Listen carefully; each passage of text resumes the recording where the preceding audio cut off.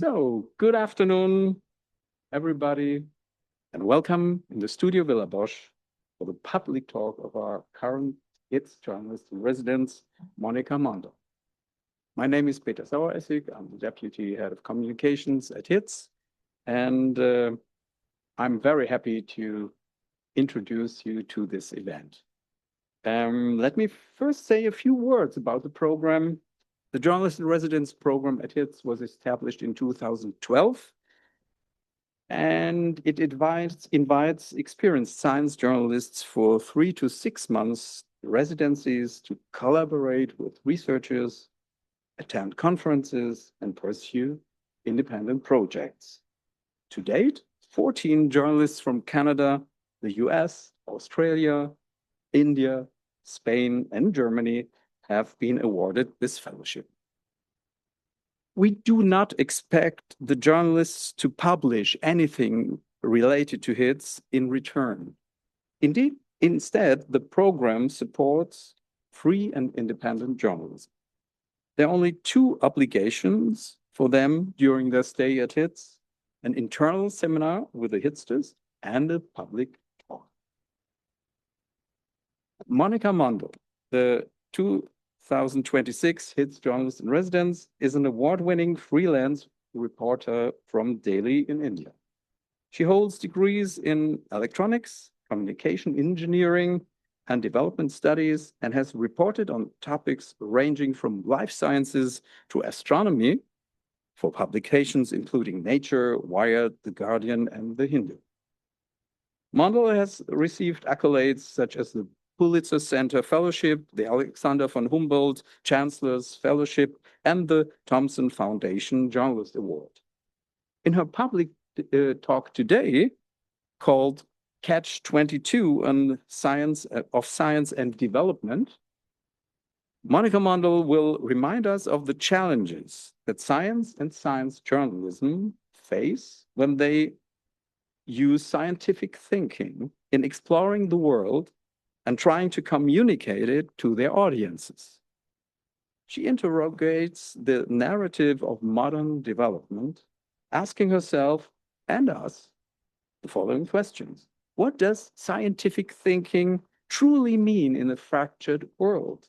Can science become a genuine tool of liberation? And if so, how? Monika, the floor is yours.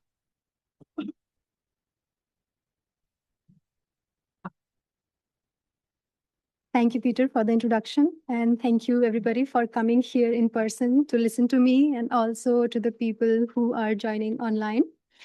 I think this is enough. We can begin now. Okay. So Catch-22 of Science and Development, let's begin with the title itself. How many of you know about this term, Catch-22? Have you heard it before somewhere? Yeah, some people have heard of it and some haven't. So this Catch-22 comes actually from a book by Joseph Heller, and it was written around the time of World War. So what happens in this book is that there is a guy, let's call him protagonist, and this person is basically a bombardier during the Second World War, but he doesn't want to fight anymore. He wants to drop this fight, and he doesn't want to drop any bombs anymore over any place. But the problem is that he cannot just leave. He must convince the administration that he is insane or he is mad enough and he shouldn't be allowed to fly any planes anymore. But in order to do that, he must go to the administration and convince that he is mad. But when he goes to the administration and tries to convince them that he is insane or he doesn't have the capacity to make any rational decision, the catch is there, because the administration then asks him that if you are insane, then how do you have this ability to question the sanity, or how do you have the capacity to even think that this is dangerous or not dangerous? So by asking this question that he should be away from this war, he is putting himself in another kind of catch, and this is the Catch-22 basically in this book, which is flawed kind of logic. It is logic. It is built by rules that he must go to the administration, prove that he is insane, and the administration will let him go. But this problem that to prove himself as insane is the problem, apparently. So today we are going to discuss something about this kind of catch-22 with science and development. Maybe everything might not be very straightforward to understand, but this is catch-22. So maybe we'll have to figure out what the solution is by ourselves by thinking a little bit more. So let's begin the talk now. So maybe you have heard about this cliche that journalists ask a lot of questions. So when I was asked to give this talk, I started with questions. I asked, what is a talk? And why do people talk? So some very obvious answers were, of course, people talk to express, people talk to communicate, to connect. And journalists are specifically, they are supposed to talk to inform, right? So I'm going to give you some information right away. 30 is the information. Does it make sense? Hopefully not. Okay, let me give you more information. Kilometer per second.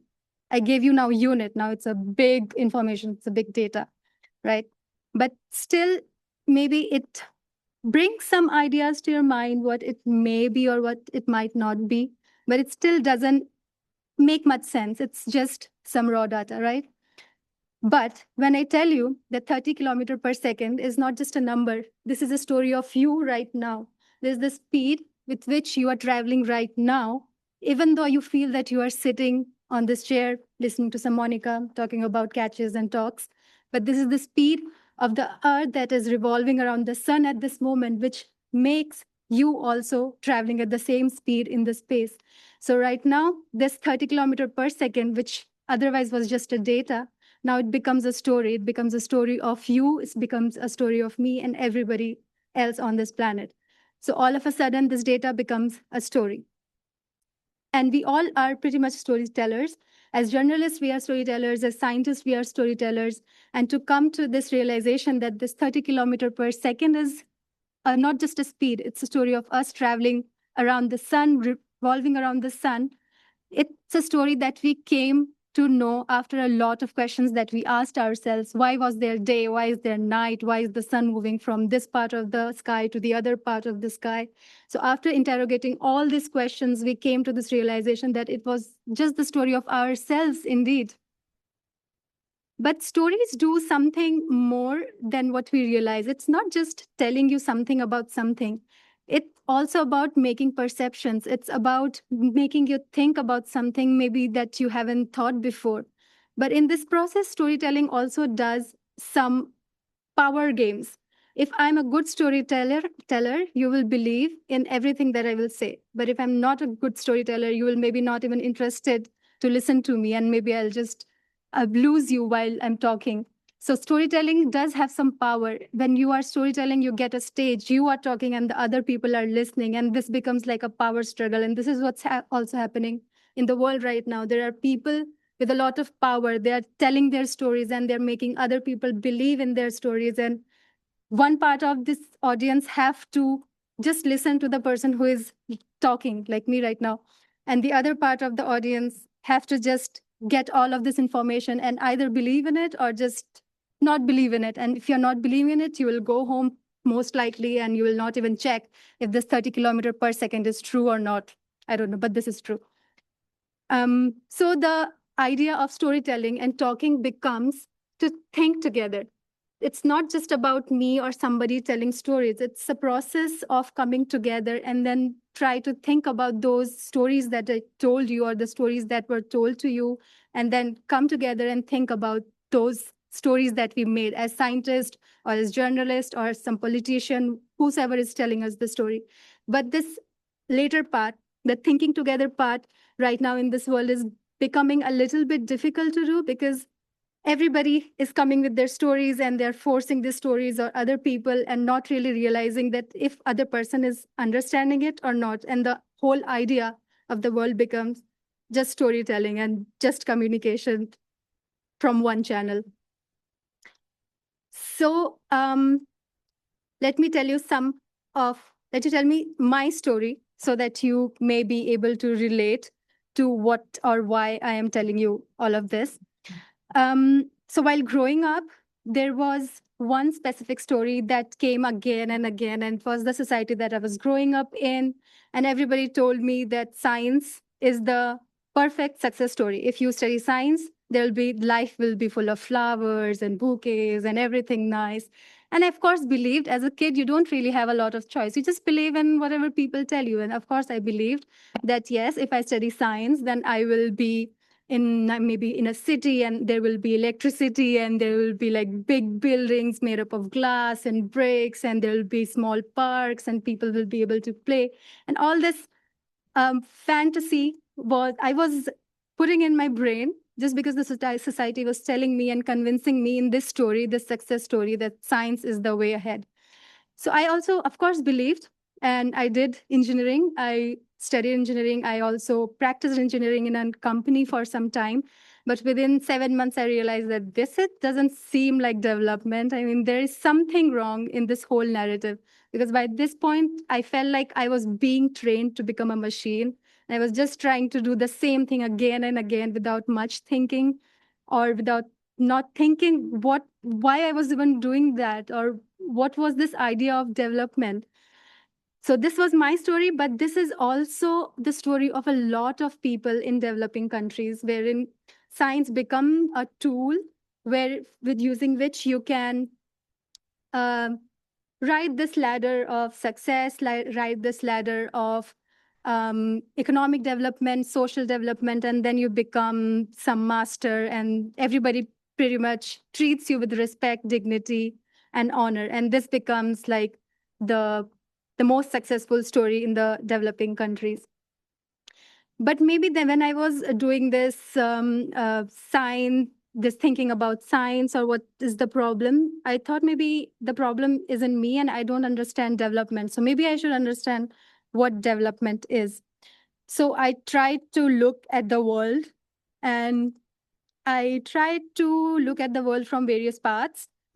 And then I went and I started with a clean slate. I went to a small village in India, which was not very far from Delhi. It's about few kilometers, few hundreds of kilometers away from Delhi, which sounds big, but in India it's very small. And there was this woman who came running to me, and she came with this glass of something.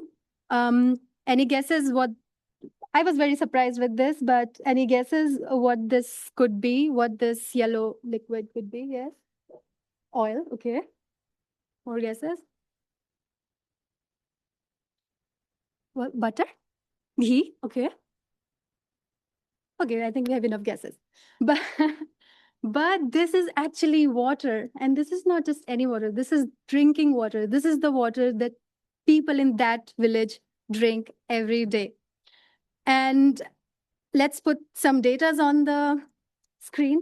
So of course, we know that unsafe water leads to a lot of problems, but these are the death counts that happen due to unsafe drinking water.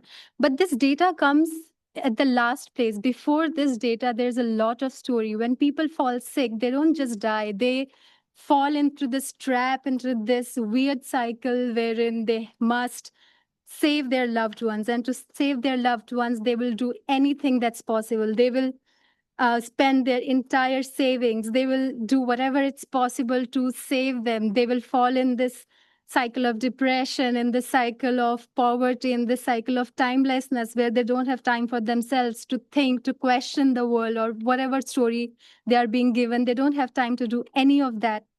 But this story of this water was actually supposed to be a success story. So let me give you some context for this water before. So when I went there, it was 2022, but this story began before 1930s. So in 1930s, it was the first time that industrialization was kind of happening in this particular village. And there was a sugar mill which was being established during that time. And during that time, when this sugar mill was being established, everybody was really happy. And of course, the farmers thought that this is their chance to development, to success, to more money. And it actually was true for some time, until this this story was bought by everybody in the village, and everybody started to pretty much grow sugarcane. And this mill started to refine so much sugar that it forgot that it also had to take care of the drains and the water and the river. So this sugar mill that I investigated, they do have their ETP plant, which is like the water treatment plant, effluent treatment plant. But they would do it very sneakily during the daytime. When I investigated, the water level that I collected and tested was okayish. But when I did the same testing in the night, the numbers were like crazy. It was 1,000 times more than the permissible limit. But it's also not their only fault. In a country, in a developing country where electricity is so expensive, of course, the mills are trying to save as much as possible. And the electricity is also not available 24/7. So the mills automatically shut down when there is no electricity. And this is what happens. So the effluent, that wastewater that was coming out of the sugar mill, it was still, when I was there, it was still going in the open areas, in the drains, in the rivers, and people were also contributing with their own sewage, with their wastage. Everything was just, this was a mess. This was a mess by everybody. But since it was a storytelling, I, of course, blamed this largest sugar mill in Asia, the Triveni sugar mill. And this became a story that there was a culprit and there were some victims. The victims were farmers. The victims were the people who were living there, in the air pollution, in the water pollution, and all sorts of noise pollution. And the culprit became the sugar mill. But this was actually supposed to be a story of development, and development through technology and science. But this is not the only story. When I went out and looked for other stories, maybe there is something that's possible when you think about science and development. Maybe there is some success. I went to this. This was like 20 years in running this project that you see. There are two women picking something from the sea. Do you have any idea what this is?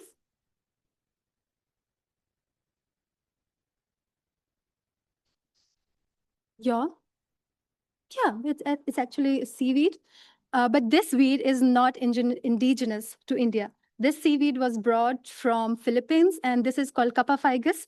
And this Kapaphygus is used in pretty much every daily thing that you use, from ice cream, from toothpaste, cosmetics, medicine. So it's used everywhere. So when this Kapaphygus was brought to the small village in south of India, of course, these farmers, they left their farming because anyways, they were not getting a lot of profits from their farm, their fishing. And they subscribed to this development idea that, of course, there is this, again, a factory which runs, because science came and then they told them that we are making this new products. Come, let's grow this. You will become rich. We will become rich, and everybody will be happy. But of course, this story also had some problem in it, because after a few years, this Kapaphygus got such a disease that it's kind of stopped growing in that area. So after 10 years of pretty much a lot of success, the same woman and the same farmers started to ask themselves, what was this for? Why did we leave our fishing? Why did we even come there? And now the government and the scientists are kind of fighting in the country, because the scientists think that this is an invasive species. This is not indigenous. And according to what we think about right now about our nature and our resources, we should, of course, think about native species and these kind of stuff. But again, it kind of didn't work out as it was supposed to. Then there are other stories of aquaculture. There are these fishermen who were sold this idea that if you will start doing this scientific kind of fishing, then you will have more income, you will have more development. Of course, they did this, but they kind of made an entire natural lake into ponds. So like the whole area, which was earlier a lake, which was called Kuluru Lake in, again, south of India, now it's just rampantly, there is just fish ponds, and the natural lake has kind of disappeared. So all that we see in these stories that I told you, one thing is common, which is water.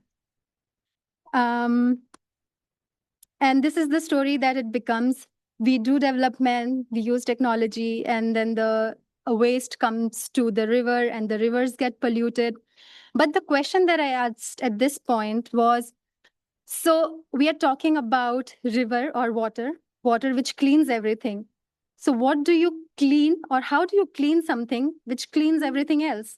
Like, we use water to clean stuff, but how do we clean that stuff which cleans everything else, right?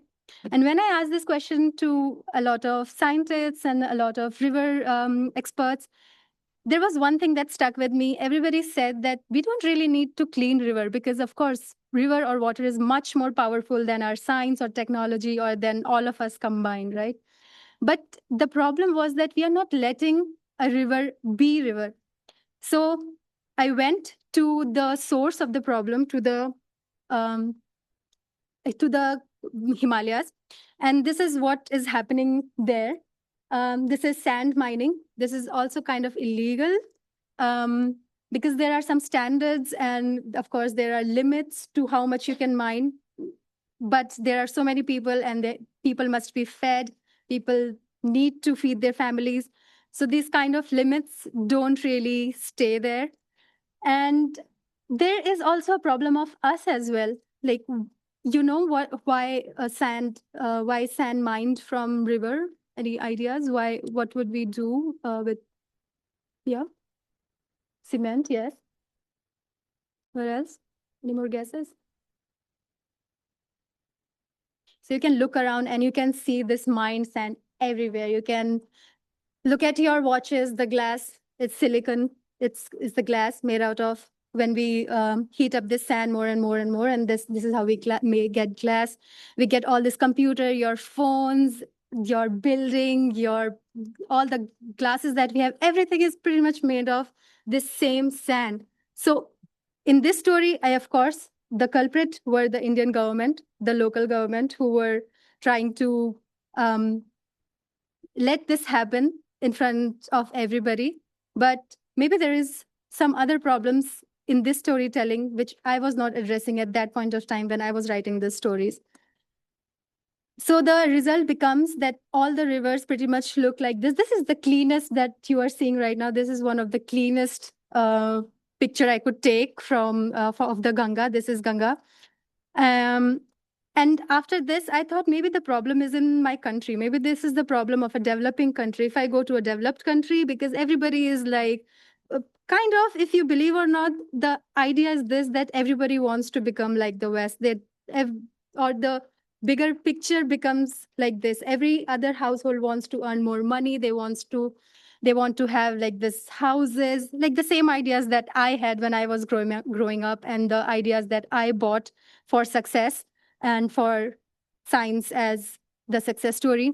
Everybody is thinking pretty much in the same lines. Anywhere you go in a developing country and you ask somebody, what do you want?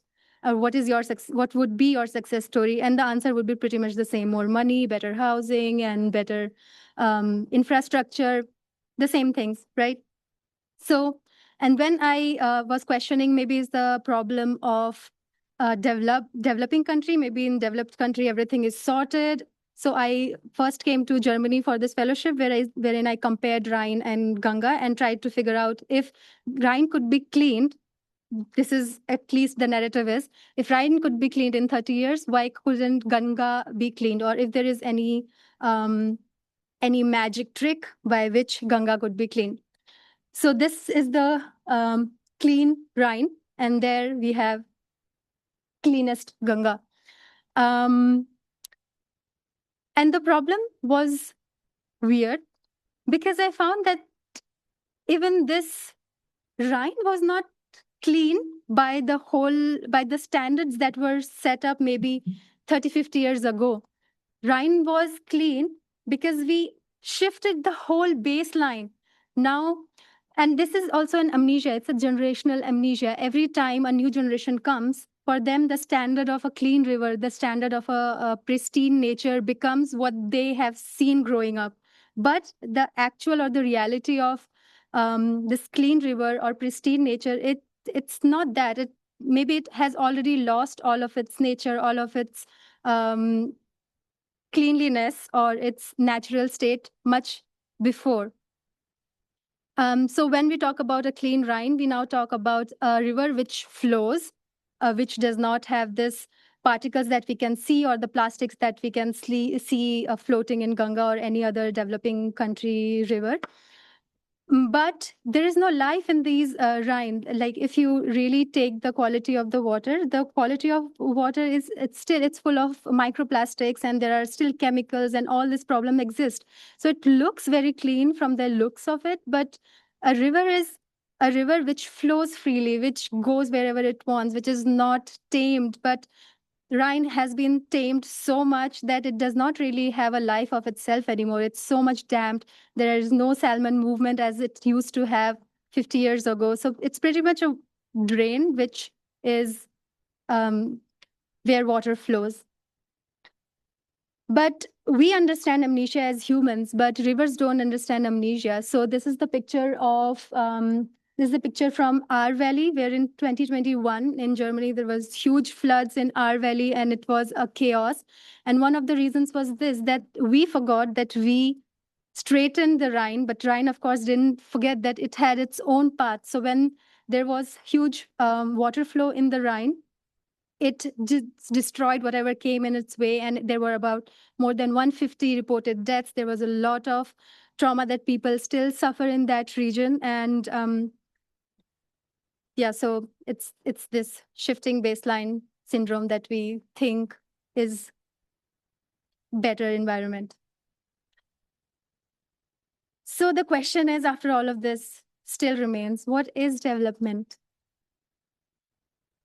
Is it just going up like this, or what is it? Do you see any problem, first of all, in this slide? Okay, nobody sees a problem, which is amazing. But but the problem itself isn't that we are just looking at in one direction. We have made this meandering river which curved its path into a straight line, and we want to get somewhere in a straight line, but where, maybe we are not sure yet. So in theory, development generally is described, or when we see the theoretical understanding of development, it's generally divided into social, economic, or political. And in these stories that I told you before, most of these stories began with economic development, like people really wanted to have more money, and then it's how we think that development can happen, through this trickle-down effect. That if people will have more money, they will invest in better services, and then they will maybe have more social power, more political power. But the agenda remains the same. There was this guy, Amartya Sen, who said development as freedom should be the way, in which if a person has more freedom to have more political power, or to make more choices, more social choices, or more economic choices, then we can call it development. So basically, by this theory, development would be if somebody will have more freedom to make choices. So in this case, development becomes freedom. But then what is science, and what is the story of science then? So scientific revolution in Europe began in 1500s. It was also the same time when a lot of exploration was happening from the west to the east.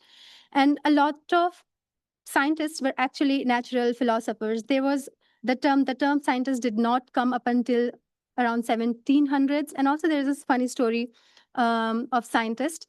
So before, there was only this word called natural philosophers. And the word scientist was generally used for women who wanted to do natural philosophy, because it was not accepted by men who were natural philosophers to give this title to just women. So this word scientist was developed to actually refer to natural philosophers who were women. And this is how the word scientist came into being. But then everybody started to become scientists, and there were less of natural philosophers and more of experts, and there were more languages, which was very strictly scientific. Earlier, there were journals by scientists from Darwin to Humboldt. And then these journals started to become publications which has very rudimentary structure, which had proper language, which had references, sources, like all of the things that we do right now in publications. But this stage of this publication, or this expert knowledge, it was set much before that. It was set in the 1300s to 1500s, wherein during the period of Renaissance, when people thought that we must now start asking questions. We must ask the establishments why they are doing what they are doing, where is our freedom, what is thinking, and all of these questions actually led to the stage wherein science could grow, wherein you had at least some freedom to think, to ask, and basically to be free. So from this development story and the science story, there is one thing common. Both development and science wants to achieve freedom. Through development, as we discussed, we want to have more freedom to make better choices. And from science, we also want to have more freedom, freedom of thinking, freedom of speech, freedom of experiencing or realizing the world as we understand through logic. So then what's the problem if both the things want to go and achieve the same freedom? So now I give you more information, more data. 3 trillion. Of course, it doesn't make much sense. But this 3 trillion is the investment that is right now going into science and technology in research across the world. Versus question mark, this question mark is not known because I was trying to understand how much money or how much investment goes into making this science accessible, into making this science go to people who would understand what is happening. Or it's not just communications, it's beyond communications. As I said in the previous slides, that storytelling or science communication, if it comes from the same people who are doing the science, then it becomes a little bit complex as well for the people to understand, because it's let's think about this example. If the priest from the church comes and he tries to tell you about the church, then there is a conflict of interest, right? But if somebody else comes to you and tells about the church, then there is a different story that will come out. So we want people to trust in science without making it much accessible, without making it understandable. And when I say that, I will refer again to the previous slides wherein I tried to make the point that the language in science right now has become very difficult to understand. If there is a scientist who has expertise in biology, even that person, if he wants to understand or she wants to understand something in physics, this biology person will have a lot of problem in understanding this paper in physics. So if two scientists who are already experts in their particular domain cannot understand each other's language easily, then how can we expect a common person who maybe is very literate will be able to understand what scientists are trying to say? So there is also a problem in language. There's a problem in communication. There's a problem in understanding each other from different angles. So maybe the problem is of power. I don't know, maybe the problem is of this limitless growth where we just want to keep growing. We just want to follow one direction, go in this direction, which just goes up, up, and up without maybe thinking which direction is up. Or maybe it's a problem of inequality, wherein we saw that there are some people who are trying to make the life that we are living possible by mining this silicon, by mining this sand from this riverbed, or by making this collagen from Kappa figus possible so that we can brush our teeth in the morning, or we can have these medicines that we have. There is one section of the society which has a lot of power, like us, who can stand here and talk to each other and discuss all of these ideas about those people who are sitting so far away without realizing that we are talking about them. So maybe there is this problem of inequality, that we think that we are able to think about them without living their life. So in Catch 22, what was the solution of this guy was a little weird. So because he couldn't really get out of this loop wherein he had to prove himself insane in order to live, So he asked the administration, so what should I do? And how will I get my life back? And the eventual solution that was proposed to him was that you can accept what you can accept. We can accept your defiance, and you can leave and you can go back to living your normal life if you go back and say only nice things about us. And this way you can live your life and we will let you go. But he did not agree to this because, of course, there was this moral dilemma. If he leaves and he gets to live his life as he wants, then what will happen to the rest of the people? Because he was not the only bombardier. There were a lot of other people who were in the same kind of chaos, in the same kind of loop where there was no exit. So what he did was he took a chance. He flew his plane and then he landed in Sweden, which was not part of any of the world wars. And he just escaped. So the only route that he could take to get out of this logical fallacy was to just abandon the whole system and do something which was not even on the menu. So just leave and abandon the system. So maybe we also need to think about the systems. Maybe we have to rethink about the systems. Maybe we have to think about the problems, or to think what is the problem. So up until now, we discussed kind of a paradox wherein we discussed that there is science. Science leads to technology. Technology leads to problems. And to solve this problem, we need science, right? So this is kind of paradox. But the catch-22 becomes when the development comes even before science. So to understand science, to question science, to understand if whatever is happening with somebody is sensible or it's meaningful to them, you already must have some knowledge of science. You must have already developed before coming to this bubble of science to understand what is happening or not. And this is the catch, that to be in that science fair or to be in the rooms where science is discussed, you must already be developed. And then you come to the chamber of science to discuss science. Then you discuss technology and problems and science, and the whole circle is back. And this is the catch, that to discuss science, that to question science and to understand science, you already must have some knowledge of science, which maybe those people that we discussed before they don't have yet, and may take a lot of time for them to understand the same language that we are discussing in big scientific forums and conferences. So what is the solution? In this age of AI, where people are not so motivated to think by themselves, but to give data into a computer and made the machine think and think less of themselves. So I asked AI, what is the solution, or what is a solution? And it told me this. It told me solution is a homogeneous mixture of solute dissolved in solvent. Maybe it's not making sense in this discussion, but maybe it does. Maybe what we need right now is to make this homogeneous mixture wherein everybody comes together and not just does storytelling. Everybody comes together and talk.